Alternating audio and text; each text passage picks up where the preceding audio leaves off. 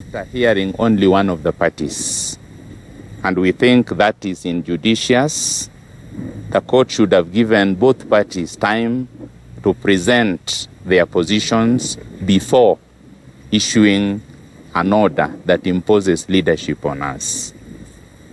We actually do not have a problem with any of the people who will become the Vice Chancellor, but we want the due process, like we've said before, to be respected. And so in that context and in that condition, we expect that this matter is resolved fairly fast, because the institution, like you can see, is at a halt. Anyone saying the opposite is lying. All these members of staff should have been at work. They are not. So if you want any evidence that things are not normal in this institution, the operations have actually come to a standstill. We shall hold on until we get a Vice Chancellor that is supported by government. The reason is we are a state corporation. We depend entirely on government subventions, and it's not therefore possible for us to operate like if we are independent. We are not. You also need to get the views of those you lead.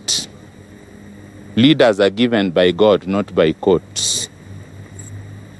And if God has not given you the right to lead, you wait until you beseech the Lord to give you the power to lead. If you break into an office, you are acting like a hooligan, and it's not fair. It's actually a very bad example to students and to the rest of the country for university senior managers to behave like that.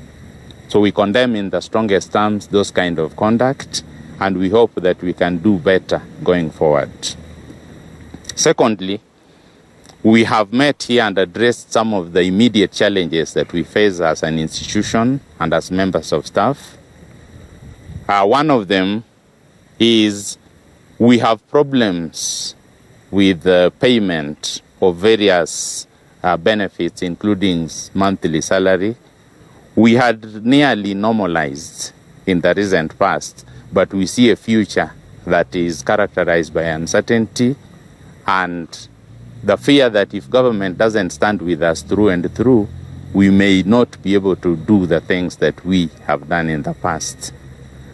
We shall gather here on the 29th of January 2020, and if we shall not have been paid the monthly salary for this month, we shall take appropriate action. We are generating momentum among the members because that is a matter of right. And as a culture, we have had certain dates that are respected. If those dates are not going to be respected, particularly because of the current confusion, we shall then do the necessary, and that we hold until that date. In the meantime, union officials have been given the mandate to follow up the matters with whoever is in charge, and we hope they'll be able to do what they need to do. Secondly, we've also condemned in the strongest terms the indiscriminate transfers that staff are subjected to. Certain units in the recent past have been closed and staff mistreated because they are not given any warning. People are transferred to departments where they do not have the competency to serve.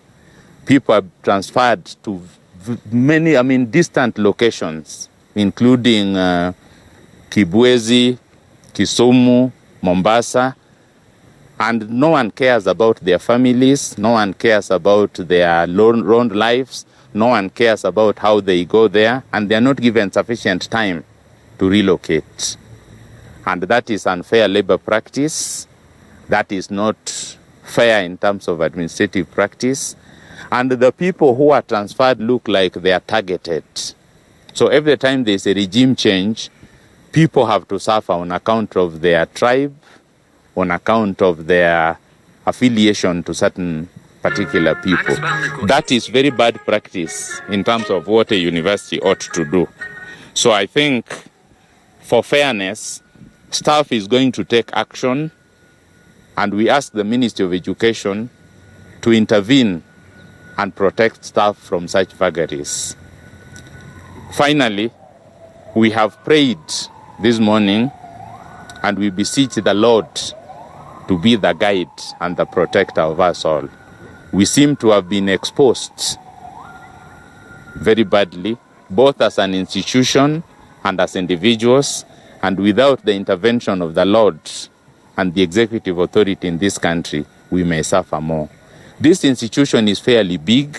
This institution is most important for this state, if not this region. We have international students, we have international collaborators and partners who would only do business with us if we are of good standing and if we have a leadership that respects authority and leadership that respects order.